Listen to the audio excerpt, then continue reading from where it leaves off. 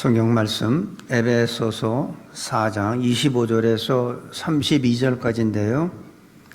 읽기는 25에서 27절 그것만 읽도록 하겠습니다. 그런즉 거짓을 버리고 각각 그 이웃으로 더불어 참된 것을 말하라.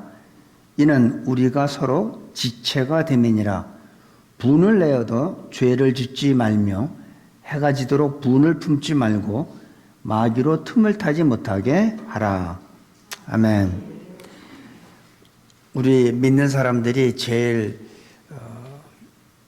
쉽게 가볍게 생각하는 것이 무엇일까 이렇게 생각을 해보면 우리가 뭐 이렇게 세상에서 중범죄로 생각하는 그런 뭐 남을 사기를 치고 뭐 그러는 건 없죠. 살인을 하고 뭐 간음을 하고 이러는 거는 별로 없지만 교회에 나오고 기독교인이라고 스스로 얘기하는 사람들이 제일 범하기 쉬운 게 뭐냐면 거짓말이라고 저는 생각을 합니다. 거짓말은 크게 범죄라고 생각하지를 않죠. 그런데 성경은 오늘 말하는 거 보니까 거짓을 버리고 참된 말을 하라 이렇게 얘기합니다.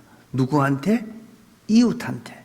근데 그 이웃이 남이 아니라는 거예요. 25절에 보니까 그런즉 거짓을 버리고 각각 그 이웃으로 더불어 참된 것을 말하라. 이는 우리가 서로 지체가 됩니다. 남이 아니라는 거예요. 한 몸이라는 거예요. 내가 남한테 거짓말을 하지만 내가 나한테는 거짓말을 안 하잖아요. 그래서 교회에서는 우리는 서로 다른 지체, 한 몸이에요. 몸이기 때문에 교회 내에서는 거짓말을 하지 말라고 성경이 오늘 주시는 겁니다. 근데 이 거짓은 우리가 쉽게 생각을 하는데 목사들도 거짓말 잘해요. 왜냐하면 제가 어느 가정에 신방을 갔습니다. 근데 그 시간이 아주 애매해. 그래서 식사 저녁 아직 안 하셨죠? 그러면 어떡합니까? 그 집에 불편함을 주지 않으려고 저녁 안 먹었는데도 거짓말하죠. 먹고 왔습니다. 신경 쓰지 마세요. 이렇게 하잖아요. 그것도 거짓말이라는 거예요. 거기서 끝나면 좋은데 뭐 드셨어요? 그러면 또 한 번 거짓말 해야 돼요. 뭐 회덮밥 먹었다는 또 매운탕 거짓말이지 또. 근데 그런 거짓말도 하면 안 된다는 거예요. 왜냐하면 요한복음 8장 44절에 보면 너희는 너희 아비 마귀에게서 났으니 마귀는 진실의 함이 없고 처음부터 거짓말하는 자예요. 그리고 거짓말을 지어내요. 그게 마귀는 거짓의 아비예요. 그래서 우리가 거짓말을 한다는 건 누구 영향을 받아요? 마귀의 영향을 받는 거죠. 근데 많은 사람들이, 믿는 사람들이 거짓말을 심각하게 생각하지 않고 잘 합니다. 교회는 하나님께 예배하는 곳이죠. 그리고 전도하고 그리고 자기 자신을 위해서 훈련받는 곳이고 또 성도끼리 교제하는 곳이 돼야 그게 바로 교회라고 할 수 있습니다. 근데 그런 교제를 하고 그런 교회가 되려면 먼저 해야 될 것이 있는데 뭐냐면 나의 옛 성품을 버려야 돼요. 그리고 거듭나야 돼요. 거듭나지 않고 내가 옛 성품을 갖고 있으면 계속해서 거짓말하고 계속해서 속이고 이러면 진실된 말을 할 수가 없고 진정한 교제가 이루어질 수 없다는 겁니다. 그래서 오늘 처음 말씀이 그런즉 거짓을 버리라. 거짓을 버리라는 거예요. 누가 거짓말을 할까요? 거짓말하는 대부분 사람들이 거짓말하는 거 보면 욕심이 있는 사람이 거짓말을 해요. 자기가 어떤 욕심이 있으면 그것을 내가 취하기 위해서 거짓말을 합니다. 그 세상에서는 그런 것도 뭐라고 그래요? 사기라고 얘기하죠. 그런데 그 이웃에게 거짓말하지 말랬는데 그 이웃이 남이 아니라는 거예요. 우리는 같은 지체라는 거예요. 그러니까 교회 안에서만큼은 거짓말하면 안 된다는 거죠. 결론적으로 거짓말을 왜 하면 안 되느냐? 제가 요한계시록 21장을 잠깐 읽어드리겠습니다. 21장 8절인데 여러분들은 찾을 필요 없어요. 그러나 두려워하는 자들과 믿지 아니하는 자들과 흉악한 자들과 살인자들과 행음자들과 술객들과 우상 숭배자들과 모든 거짓말하는 자들은 불과 유황으로 타는 못에 참여하리니 이것이 둘째 사망이라. 믿지 않는 자, 살인하는 자, 우상 숭배자하고 똑같게 하나님은 취급하세요. 거짓말이 그만큼 무서운 거예요. 안 믿는 거하고 똑같은 거예요. 우상 숭배하고 똑같은 거예요. 내가 살인하는 거하고 똑같은 거예요. 그런데 왜 교회 다니고 예수님 믿는다는 사람들이 거짓말을 그렇게 심각하게 생각하지 않을까? 여러분한테 우상 숭배하라고 하면 여러분들이 뭐라고 그랬어요? 당장 교회 다 떠나죠. 저 목사 이상한 사람이네? 근데 거짓말은 성경에서는 똑같이 취급하는데 우리는 너무나 가볍게 느끼고 있다는 거죠. 그래서 우리가 서로 교회 안에서 한 지체로 살려면 첫 번째 해야 될 게 뭐냐면 거짓을 버리고 참된 말을 하라는 겁니다. 진실을 얘기하라는 거죠. 저 사람이 얘기하는 건 내가 믿을 수 있어야지 돼. 근데 왜 못 믿을까요? 옛 성품이 그대로 있기 때문에. 그래서 선제 조건이 뭐냐면 우리는 거듭나야 돼요. 새 사람으로. 옛 성품을 버리고 옛 습관을 버리고 우리는 새로운 사람으로 새 사람으로 거듭나야지 그런 교회가 될 수 있습니다. 거짓을 버리고 진실되게 행하는 것. 근데 마귀는요, 믿지 않는 사람들한테는 영향력을 주질 않아요. 어차피 자기 자녀들이니까. 누구한테 영향력을 미칩니까? 믿는 사람들한테. 그래서 계속해서 마귀는 끊임없이 우리를 공격을 하고 우리 마음에 생각을 넣어주고 미워하는 마음 주고 시기하고 거짓된 것을 자꾸 이렇게 우리한테 세뇌시키죠. 그런 마음이 들어오면은 우리는 어떻게 될까요? 그런 마음이 들어오면 행동으로 옮기게 되어 있잖아요. 예를 들어서 현견이한테 마귀가 저를 미워하는 마음을 줬어. 그러면 현견이는 괜히 내가 미운 거야. 내가 자기한테 잘못한 것도 없고 뭐 뺏은 것도 없는데 괜히 나는 한 목사 보면 이상해. 저 사람 설교하는 목소리도 듣기 싫어. 왜 그래? 마귀가 그런 마음을 줬기 때문에 우리는 행동으로 옮기는 거예요. 그래서 마귀는 항상 우리들 마음에 생각을 넣어줘요. 그러니까 난 저 사람이 피아노 치는 소리도 난 듣기 싫어. 왜? 마귀가 그런 영향을 주기 때문에. 그래서 우리는 항상 거짓말을 하게 하는 거는 누구의 영향을 받는다? 마귀의 영향을 받는다. 그러면 나는 지금까지 거짓말을 많이 했는데 마귀의 영향 받았다는 거예요. 그 다음에 두 번째로 누가 거짓말하냐면 열등의식을 가진 사람들이 거짓말을 합니다. 열등의식 가진 사람들은 열등감이 있으면 자기가 좀 이게 비굴해지고 자기도 모르는 사이에 거짓말을 해요. 그런 사람들은 자존감이 낮고 자존심이 굉장히 강합니다. 아무것도 아닌데 나를 무시하는 거 아닌가? 왜냐하면 열등의식이 있으면 그게 아닌데도 그렇게 오해를 하고 또 비굴하기 또 싫으니까 자꾸 이렇게 거짓말을 하는 사람들이 있습니다. 또 교만한 사람들이 거짓말을 잘합니다. 상대방을 무시하고 자기가 꽤나 상대방보다 좀 낫다고 생각하니까 교만해지다 보니까 좀 펑을 많이 치죠. 대부분 미국에 와서 한국에 있을 때 자기 다 잘 살았대. 황금, 황소, 아니면 금송아지가 다 거짓말이에요. 그런데 새 사람이 되면 어떻게 될까요? 사도 바울의 고백을 보면 그는 세상으로 자랑할 게 너무나 많았어. 그런데 다 뭐로 여겼어요? 배설물로 여겼어요.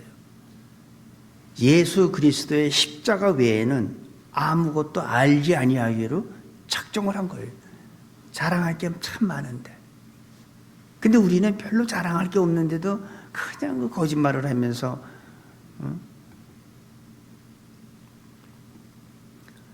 그리고 또 누가 거짓말을 하냐면 아까도 말씀드렸지만 목사들이 거짓말을 많이 할 수가 있습니다. 물론 다른 사람한테 피해를 안 주려고 하는 것도 있지만 또 반면에 자기가 하고 싶은 것을 하면서 뭐라고 거짓말하냐면 주님의 뜻이라고 이렇게 얘기하는 사람도 있어요.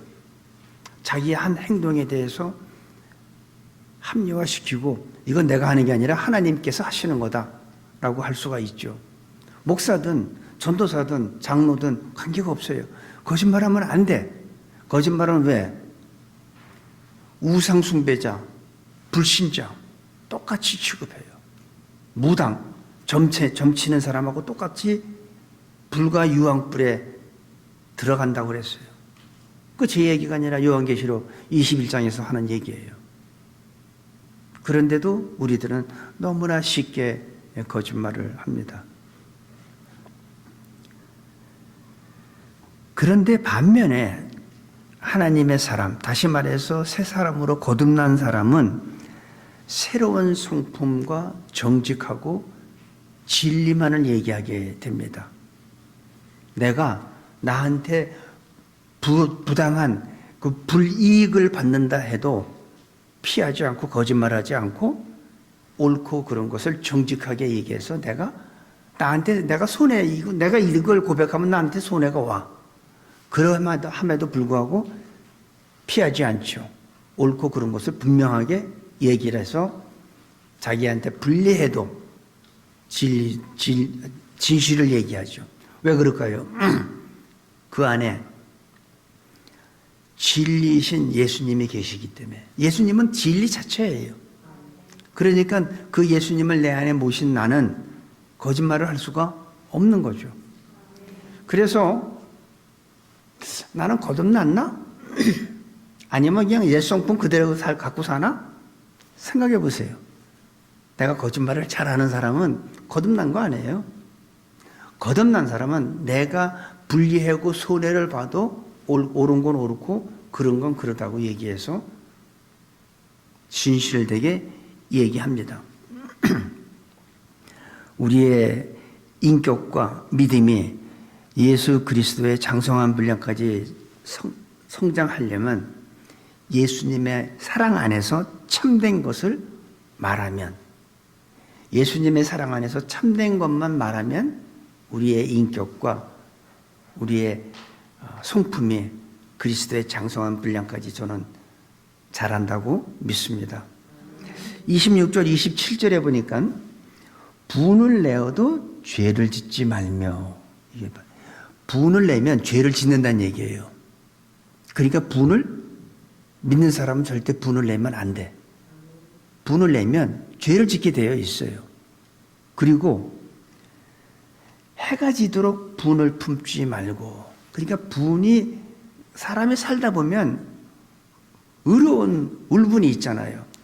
아주 그 부도덕한 거 보면 화가 나잖아요. 힘없고 연약한 그 청소하시는 노인네 갖다 젊은이들이 가서 이유 없이 막 구타하고 그러면 울분이 나잖아요. 그 분을 품을 수 있죠. 의로운 분이라 하더라도 오래 지속하지 말라는 거예요. 해가 지도록 품지 말라는 거예요. 왜? 결과는 27절에 마귀로 틈을 타지 못하게 하라. 내가 분을 품고 오래 하면 마귀가 나한테 틈 탄다는 거예요.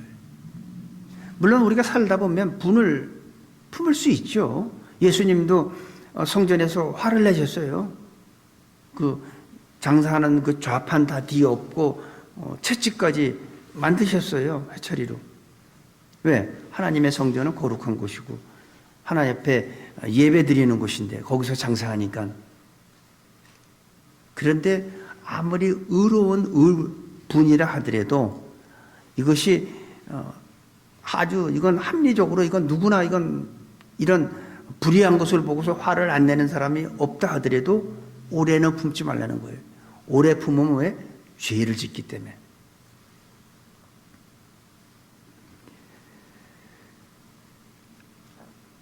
우리가 살아가면서 아직도 과거의 습관이 남아있는 사람은 새 사람이라 할 수 없다는 것 같이 예수 믿고 제일 먼저 거듭나야 될 게 뭐냐면 성품이에요. 전에는 내가 아내한테 말을 함부로 막 했는데 예수 믿고 나서 성령 체험을 하니까 아내한테 말을 함부로 못해. 왜? 안에 계신 성령께서 들으시기 때문에 두려워. 왜 그럴까요? 하나님을 의식한다는 거죠. 그리고 그걸 의식하다 보니까 내 성품이 바뀌는 거예요. 분을 전에 같으면 3, 2, 1 하면 확 나왔죠. 근데 이제는 그걸 조절이 되는 거예요. 이건 하나님께서 기뻐하지 않고 내가 분을 품으면 죄를 지을 확률이 높다. 그러니까 우리가 오래 참음, 성령의 열매가 있잖아요. 사랑과 희락과 자비와 오래 참음, 자비, 양성, 온유, 충성, 절제 9개 성령의 열매 있잖아요. 근데 오래 참음, 참을 줄 알아야 돼요. 절제할 줄 알아야 돼요. 그거 못하면 우리는 거듭난 게 아니죠. 그래서 제일 먼저 거듭나야 되는 부분이 성품이에요. 성격을 못 고친 사람이 아무리 뭐 새벽 기도하고 철야하고 뭐 성경 공부하고 제자 훈련하고 날마다 성경을 한 권씩 읽는다 해도 그 사람은 안 변해요. 변하는 거는 새벽 기도하고 이런 예배 많이 드리고 성경 많이 읽어서 변하는 것보다 성령께서 내 안에 들어오셔서 내 성격이 바뀌지 않으면 10년을 그렇게 해보세요. 변하나? 안 변하죠. 직분이 평신도 했다가 집사님 됐다가 뭐 안수집사, 장로, 전도사, 목사가 돼봐요. 그 성격 그대로 있죠. 안 변한 거예요.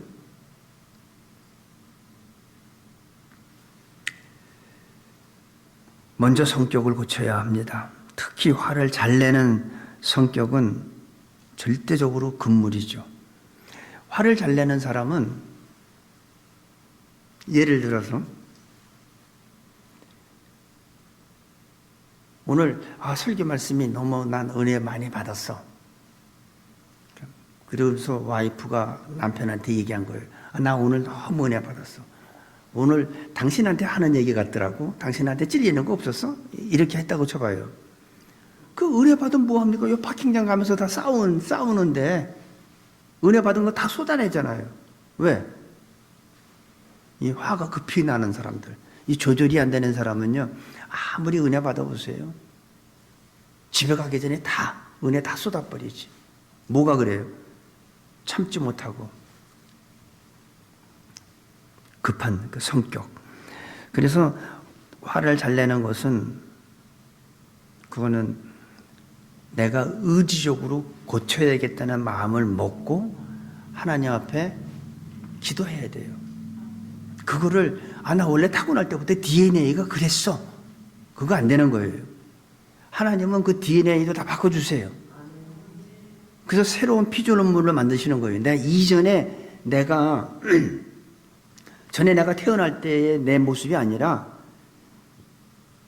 조금 어떤 사람은 옛날보다 조금 이렇게 나아졌으면 그게 변했다고 하는데 그건 업그레이드 된 거지 변한 게 아니에요.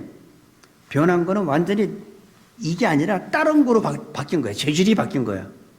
다시 말해서 물이 포도주가 된 거예요. 더러운 물이 깨끗한 물 된 게 아니라 물이 아니라 포도주가 완전히 이 질적인 변화예요. 그러니까 사람들은 내가 옛날보다 조금 이렇게 좀 업그레이드 됐으면 자기가 변했다고 생각하는데 그 변한 거 아닙니다. 그 사람은 조금만 누가 자극 주면 다시 나와요. 완전히 새로운 피조물이 되라는 거죠. 그게 그런 사람들끼리 모여야지 교회가 서로 교제도 할 수 있고 훈련도 받을 수 있고 참된 말을 하는 거죠. 하나님 앞에 전심으로 120명이 다락방에서 전심으로 다해서 기도할 때 성령이 임했던 것 같이 교회는 그런 곳이 돼야지 성령의 지배를 받고 성령께서 원하시는 방향으로 가게 되어 있고 우리 각 가정이 살아나게 되는 거죠. 근데 아무리 이 화를 내도 해지기까지 하지 말라는 거예요. 그러니까 앞으로 싸우면 어떻게 할 거예요? 아, 나 저 인간 두 번 다시 안 보지. 그리고 각 방에 들어가서 뭐 한 사람은 기도하고 한 사람은 찬양을 듣고 아 잊자 그러다가 해가 지면 아무나 먼저 얘기해. 어두워지고 있어. 내가 잘못해서 하고 풀으란 얘기예요. 남편이 풀든 아내가 풀든 부모가 풀든 자녀가 풀든 풀으라는 거예요. 해지기까지 그 분한 마음을 품지 말라는 거예요. 내가 분을 품으면 죄를 짓게 되고 오랫동안 있으면 마귀가 틈타기 때문에 그때부터는 나는 마귀가 갖고 노는 거예요. 이 사람한테 가서 너는 왜 참어? 너는 입이 없어 뭐가 없어? 네가 언니한테 네가 뭐 밀리는 게 뭐 있다고? 그러면 동생은 언니한테 막 대들죠. 그럼 마귀는 언니한테 야 네가 봐주니까 자기가 이렇게 너한테 막 대들잖아. 요번에 한번 좀 손 좀 봐줘. 그러면 또 언니는 그 마귀의 그 주는 마음을 듣고 동생을 또 힘들게 하겠죠. 그러니까 우리가 분을 품을 수는 있다. 아무리 의로운 분이라 하더라도 오래 간직하지 말고 내가 분을 품으면 100% 죄를 짓게 되니까 죄는 짓지 말라는 거예요. 그리고 오랫동안 넘기지 말라는 거예요. 어두워지면 다 풀으라는 거예요. 하루를 넘기지 말라는 거죠. 분노의 동기가 아무리 합리적이고 어렵다 할지라도 부부싸움도 다 싸우는 이유가 있어요. 어떤 뭐 경제적인 문제 때문에 싸울 수도 있고 남편이 체크를 뭐 유틸리티 그 비를 제때 안 보내서 레이 차지되면 여자들은 막 이거 돌잖아요. 그럼 또 싸우게 되죠. 아무리 그렇다 할지라도 어떤 자녀의 교육 문제 가지고 뭐 무슨 문제든지 싸울 수는 있죠. 싸울 수는 있지만 그 싸우는 이유가 있다 하더라도 계속 지속되면 그건 죄가 된다는 거예요. 제일 안 좋은 게 뭐냐면 제가 전에 다른 메릴랜드에 있던 다른 교회에 있을 텐데 아이가 학교에서 좀 잘못을 했어요. 그러니까 이제 학교에 부모가 이제 불려가가지고 그 아이가 학교에서 잘못했던 얘기를 다 듣고 이제 화가 나니까 아이를 이제 교육을 시킨다고 했는데 아이를 불러가지고 한 대, 두 대, 세 대를 때렸어. 근데 이제 이 아빠가 그 세 대를 약하게 때렸을까요? 세게 때렸을까요? 세게 때렸죠. 약하게 때리면 그건 교육이 아니니까. 세게 때렸는데 그 아이는 아프니까 어떻게 하겠어요? 몸부림치면서 울겠죠. 그때부터는 아빠는 울음 끝이요 하면서 이제 또 때리기 시작하죠. 왜 이 얘기를 드리냐면은 우리가 제일 중요한 게 뭐냐면 사람이 분노를 지배하는 게 아니에요. 분노가 사람을 지배하게 돼요. 그때부터는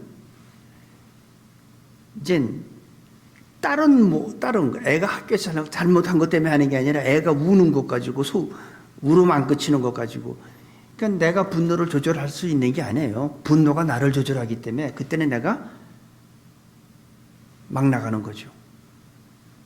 그러면 또 아내는 가만히 있나요? 그러다 애 죽이겠다. 또 이제 부부싸움으로 또 번지죠.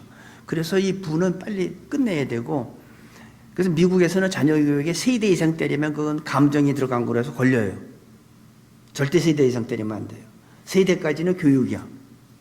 근데 3대가 넘으면, 근데 그것도 무조건 때리면, 뭐 미국에서는 자녀 못 때리지만은, 뭐든지 3대 이상이면 그건 감정이 들어간 거고, 그때는 분노가, 내가 분노를 조절하는 게 아니라 분노가 나를 조절하는 거예요. 제가 아는 어떤 그 목사님이 계신데, 그분은 아무것도 아닌데 금방 이렇게 화를 잘 내시는데 결국은 사역을 못 하세요. 성도님들이 따라주질 않아요. 아무것도 아닌 것을 이렇게 금방 이게 분노를 내고 하니까. 근데 그 목사님은 그러고 싶겠습니까? 이게 안 되는 거죠, 조절이. 어떻게 보면 안 됐죠. 하지만 나는 못해도 하나님은 하십니다. 내 의지가 있어야 돼요. 내가 이러는 게 난 싫습니다. 난 화내는 거 싫습니다. 난 거짓말하는 거 싫습니다. 난 분노를 조절을 내가 못하니까 하나님 도와주세요 하고 내가 그런 의지를 가지고 하면 하나님이 도와주신다니까요. 나 술 못 끊는다고요? 담배 못 끊는다고요? 다 끊어요. 마약도 다 끊어요. 하나님은 다 하세요. 내가 그럴 의지가 없으니까 문제지. 마귀는 의로운 분노를 통해서도 죄를 짓게 한다는 사실을 우리는 꼭 기억하시기 바랍니다. 28절에 보니까 도적질하는 자는 다시 도적질하지 말고 돌이켜 빈궁한 자에게 구제할 것이 있기 위하여 제 손으로 수고하여 선한 일을 하라. 여기서 참 너무나 이거 중요한 얘기예요. 지금까지는 내가 도둑질 했다고 쳐도 다시는 도둑질하지 말고 돌이켜 빈궁한 자에게 구제할 것이 있기 위하여 내 손으로 수고하라는 거예요. 도둑질이 뭘까요? 도둑질. 우리는 다 한 번씩 도둑질 해봤을 거예요. 도둑질은 나의 이익을, 나의 쾌락을 위해서, 나의 어떤 성공을 위해서 다른 사람한테 피해를 주는 게 도둑질이에요. 꼭 물건만 도둑질하는 게 도둑질이 아니에요. 한국에 있는 그 조국이라는 사람이 자기 자녀들 그 좋은 그 학교 보내려고 그 뭐 표창장이고 뭐 상장이고 이런 것들을 다 이렇게 위조를 했는데 그거로 인해서 어떤 한 학생이 죄 없이 떨어졌잖아요. 그게 도둑질인 거예요. 그런 것들이 다. 자기의 이익을 위해서 다른 사람의 물질과 시간과 행복과 성공과 그 모든 것들을 훔쳐가는 게 다 도둑질인 거예요. 꼭 돈만 도둑질한 게 아니에요. 예를 들면 A하고 B라는 이 두 친구가 있는데 A하고 A의 여자친구가 둘이서 너무 사랑하는데 이 B가 보니까 A의 여자친구가 너무 좋아. 그래서 몰래 빼서 그 도둑질한 거죠. 이 행복을 깬 거죠. 그러니까 도둑질이란 것은 상대방의 기쁨과 행복과 이 모든 것, 시간과 물질과 이런 것들을 다 뺏는 게 도둑질인 거예요. 예를 들면 지금 여기에 세탁소가 잘 돼. 아니면 여기에 리커스토어가 잘 돼. 그로소리가 너무 잘 돼. 그런데 그걸 보고선 요 길 건너에다가 내가 똑같은 업종을만 여기다 낸다고 쳐보세요. 그게 뭐예요? 도둑질 하는 거지. 이 사람의 비즈니스를 나눠 먹자는 거 아니에요. 그게 바로 뭐예요? 성경에서 말하는 도둑질이 바로 저는 그런 겁니다. 그런데 그리스도인은 다른 사람의 유익을 위해서 자기 손으로 수고하라고 오늘 주시는 거예요. 네 손으로 수고해라. 우리는 대부분 구제할 때 뭐라고 그럽니까? 정부 돈. 그죠? 회사 돈, 교회 돈을 가지고 구제하자고 얘기하는데 그것도 맞는 얘기예요. 근데 오늘 주신 말씀은 구제는 어떻게 하느냐? 도둑질하는 자는 다시 도둑질하지 말고 돌이켜 빈궁한 자에게 구제할 것이 있기 위하여 제 손으로 수고하여 선한 일을 해라. 구제는 네가 수고해서 땀 흘려서 네가 힘들게 번 돈 가지고 구제하라는 거예요. 물론 정부 돈으로 할 수 있고 회사 돈으로 할 수 있고 교회 재정으로 할 수 있어요.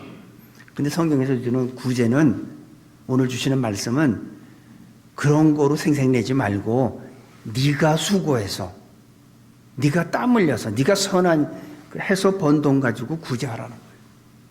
그게 오늘 주시는 말씀. 이게 제 얘기 아니에요. 성경 말씀이에요.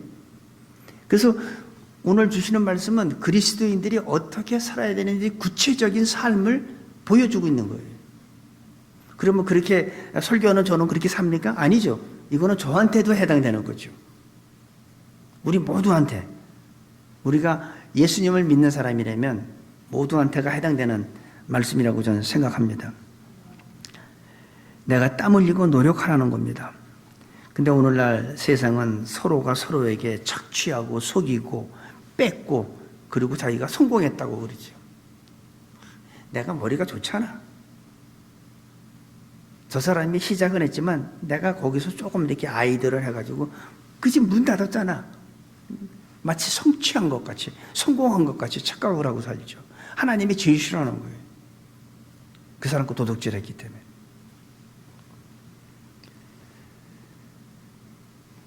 그리고 부부 사이도 마찬가지입니다. 남편은 자기가 밖에 나가서 뭐 직장 생활을 하든 어떤 뭐 컨스트럭션 일을 하든 자가 나가서 비즈니스를 하든 생활비 갖다 주잖아요. 그러니까 남편은 아내한테 내가 이만큼 생활비 갖다 주니까 당신은 나한테 잘 해야 된다라고만 생각해요. 남편이 돈만 벌어도 주면 답니까? 집에 있는 아내는 남편의 돈이 중요한 게 아니에요. 남편의 사랑과 관심이 중요하지. 말 한마디가 중요하지.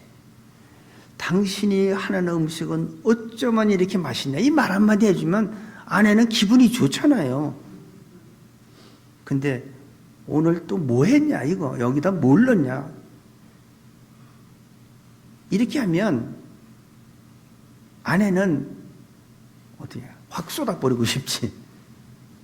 근데 남편들이 잘못하는 게 뭐냐면 자기가 나가서 이렇게 뭐 생활비만 갖다 주면 당연히 자기는 집에 들어오면 아내한테 이런 대우를 받고 하는 걸 당연하게 생각해요. 그렇지 않죠. 남편의 의무는 아내를 사랑하고 또 아내가 기뻐할 수 있는, 얼마나 집에서 하루 종일 집안일이 끝이 없잖아요. 오늘도 당신 너무 수고했다. 내가 밖에서 돈만 갖다 줘서 너무 미안해. 하고 말 한마디 하면, 우리 말은요, 인간의 언어는 능력이 있어요. 그래서 믿지 않는 사람도 옛말에 말 한마디에 천냥빚을 갚는다 그랬어요. 어떻게 말 한마디에 천냥빚을 갚습니까? 그만큼 우리 말이 상대방을 기쁘게 할 수도 있고 죽일 수도 있고 울릴 수도 있고 웃길 수도 있는 거예요. 인간의 그 언어는 하나님의 형상대로 지음을 받은 우리 인간이기 때문에 우리의 언어는 능력이 있어요. 무서워요. 그래서 내가 말로 상대방 가슴에 마음에 비수르고 볼 수도 있고, 다 죽어가는 사람한테 내 말 한마디가 그 사람을 살려나게 할 수 있는 힘도 돼요. 그러니까 우리는 부부 사이에도 말을 참 아주 참된 말,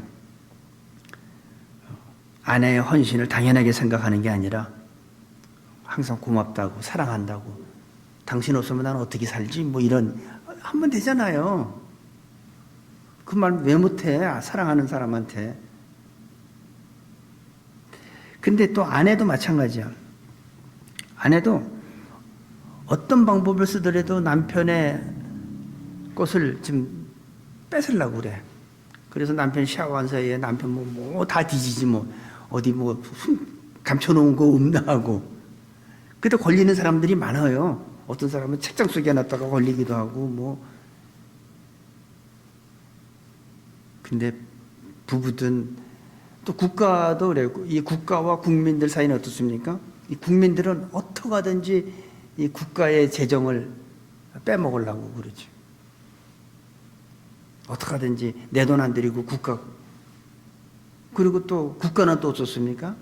어떻게 하든지 국민들한테 국민들의 주머니에 있는 걸 뺏어가려고 그냥 세법을 바꾸고 뭐 부동산을 올려서 프로퍼티 텍스를 많이 걷게 하고 서로, 그러니까 국가든 가정이든 서로 상대방 거를 착취하려고 그러면 그 국가든 그 가정은 망하게 돼요.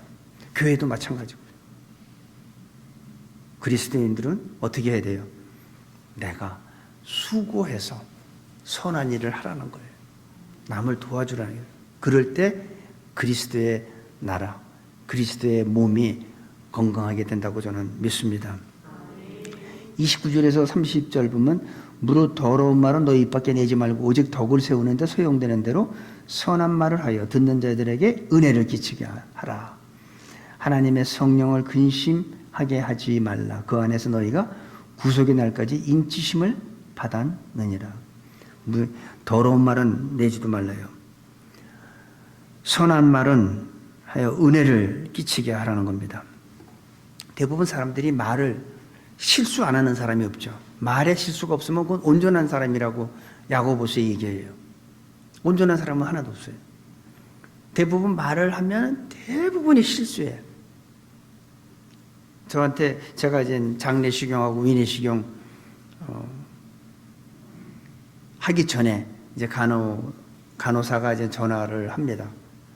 뭐 걷는 거 무슨 운동하는 거 있습니까?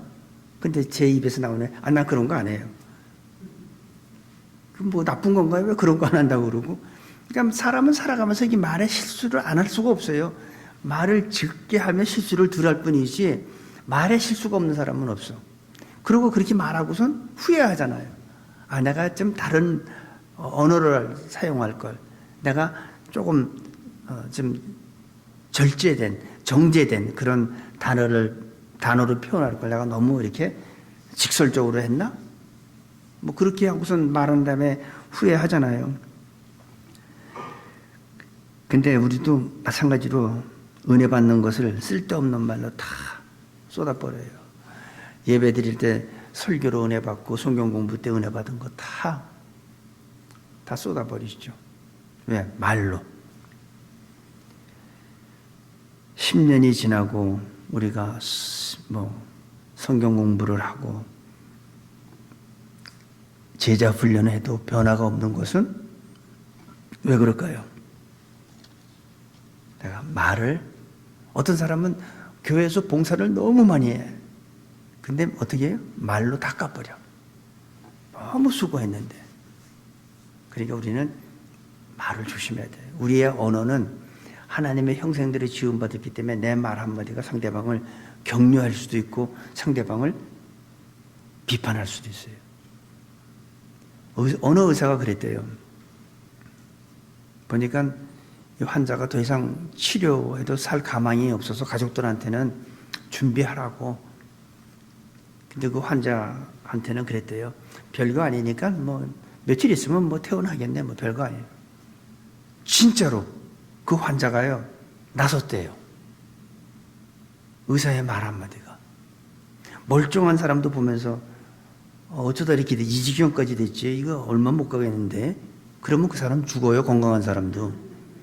근데 가망이 없어서 가족들한테는 준비하라고 하고 그 환자한테는 뭐 별거 아니라고. 며칠 있으면 뭐 퇴원하겠네. 진짜로 그 사람 나섰대요. 그게 우리 말이 그렇게 중요한 거예요. 그래서 부부 간에, 부모와 자녀 간에, 성도 간에 우리의 언어는 그렇게 선한 말을 하시기를 바랍니다. 그리고 무슨 뭐라냐면 무릇 더러운 말은 너희 입 밖에 내지도 말래요.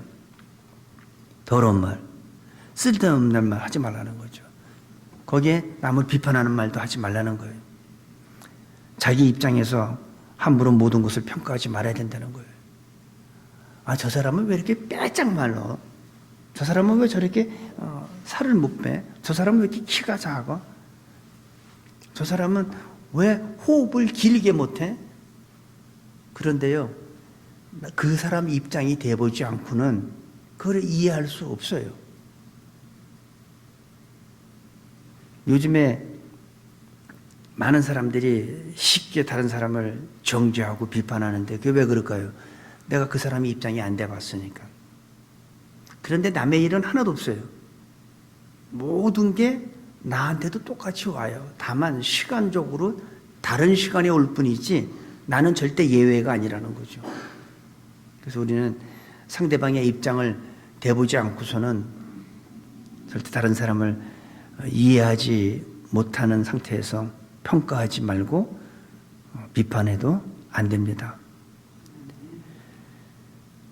이웃을 먼저 생각하는 사람이 성숙한 그리스도인입니다. 욕하고 흉보고 덕스럽지 못한 말을 하면 내 마음이 먼저 비참해져요. 왜 나는 아직도 요 정도밖에 안 되나? 나는 벌써 목회한 지가 몇 년인데 왜 나는 아직도 요 정도밖에 안 되나? 왜 내 입에서 집에서 와이프 앞에 다니고 성도 앞에서 설교하면서 내가 왜 이런 단어를 썼지? 이미 한번 나간 건 끝난 거예요. 그건 다시 주워 담을 수가 없어. 그러니까 우리는 항상 선한 말, 다른 사람한테 덕이 되는 말, 은혜가 되는 말을 해야 돼요. 목사도 그렇게 해야 되고 성도도 그렇게 해야 되고 가정에서도 부모와 자녀 간에도. 성령께서 근심하시면 나도 모르는 사이에 모든 것이 근심으로 변합니다. 내가 그렇게 나쁜 말을 하게 되면 하나님의 성령을 근심하게 하지 말라. 하나님의 성령께서 근심하신다는 거예요. 넌 도대체 언제까지 그럴래? 넌 선교소도 갔다 왔고 목회도 하고 넌 그랬는데도 아직까지 성령님이 근심한다는 거예요. 성령 근심시키지 말라는 거죠. 그래서 오늘 말씀은 여러분한테도 중요한 말씀이고 저한테도 제 자신한테도 굉장히 중요한 말씀이에요. 성령님을 근심하게 하지 말라. 우리 요한 3서 2절에 보면 영혼이 잘 되면 범사가 잘 되고요. 강건해지는 하나님의 축복이 있습니다. 그 축복 받으려면 내 영이 잘 돼야 돼. 내 영이 성령을 근심시키는 게 아니라 성령께서 기쁨을 참지 못하는 역시 너는 내가 잘 택했다. 창세전에 내가 너를 택한 하나님께 너무 기뻐하시는 우리의 각 사람이 돼야 되지 않겠어요?